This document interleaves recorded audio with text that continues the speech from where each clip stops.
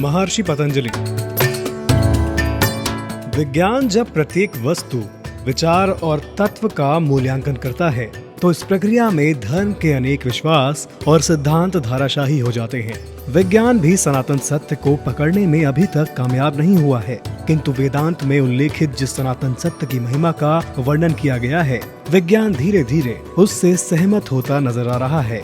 हमारे ऋषि मुनियों ने ध्यान और मोक्ष की गहरी अवस्था में ब्रह्म, ब्रह्मांड और आत्मा के रहस्य को जानकर उसे स्पष्ट तौर पर व्यक्त किया था। वेदों में ही सर्वप्रथम ब्रह्म और ब्रह्मांड के रहस्य पर से पर्दा हटाकर मोक्ष की धारणा को प्रतिपादित कर उसके महत्व को समझाया गया था। मोक्ष के बगैर आत्मा की कोई गति नहीं है, इसलिए ऋषियों ने मोक्ष के मार्ग को ही सनातन मार्ग माना है। भारत की गौरवशाली ऋषि परंपरा में अनेक ऋषियों ने इस जगत और बाह्य जगत के रहस्यों को सुलझाने का प्रयास किया है। ऐसी मान्यता है कि इसी क्रम में संसार को योग शिक्षा से धन्य करने वाले महर्षि पतंजलि ने धरती पर अवतार लिया। उन्हें आदिशेष अथवा शेषनाग का अवतार माना जाता है। महर्षि पतंजलि ने योग के 195 सूत्रों को प्रतिपादित किया, जो योग दर्शन के स्तंभ माने गए। इन सूत्रों के पाठन को भाष्य कहा जाता है।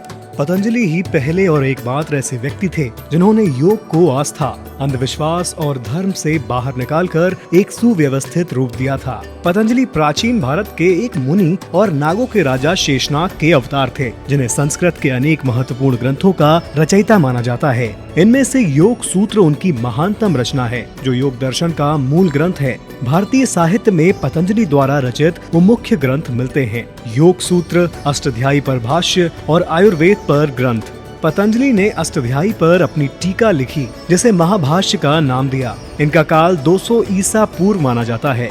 पतंजलि शुंग वंश के शासनकाल में थे। उन्होंने पुष्यमित्र शुंग का अश्वमेघ यज्ञ भी संपन्न कराया था। इनका जन्म गोनार्ध में हुआ था। बाद में वह काशी में बस गए। ये व्याकरणाचार्य पाणिनि के शिष्य थे। काशीवासी आज भी नागपंचमी को उनके स्मृति पर्व के रूप में मनाते हैं।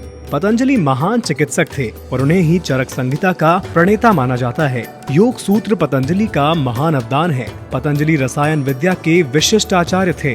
अनेक धातु योग और लौह शस्त्र इनकी देन है। राजा भोज ने इन्हें तन के साथ मन का भी चिकित्सक कहा है। योगेन चित्तस्य पदेन वाचान मनम शरीरस्य चा वैदकेन यो अपाकरोत तम प्रवरम मुनीनाम पतंजलि प्रांजलि रांतो अस्मि। अर्थात चित्त शुद्धि के लिए योग, वाणी शुद्धि के लिए व्याकरण और शरीर शुद्धि के लिए वैद्यक शास्त्र देने वाले मुनि श्रेष्ठ पतंजलि को प्रणाम। ईसा पूर्व 2वीं शताब्दी में महाभाष्य के रचयिता पतंजलि काशी मंडल के ही निवासी थे। मुनित्रय की परंपरा में वे अंतिम मुनि थे। पाणिनि के पश्चात पतंजलि सर्वश्रेष्ठ स्थान के अधिकारी पुरुष थे। उन्होंने पाणिनि व्याकरण के महाभाष्य की रचना कर उसे स्थिरता प्रदान की। वे अलौकिक प्रतिभा के धनी थे।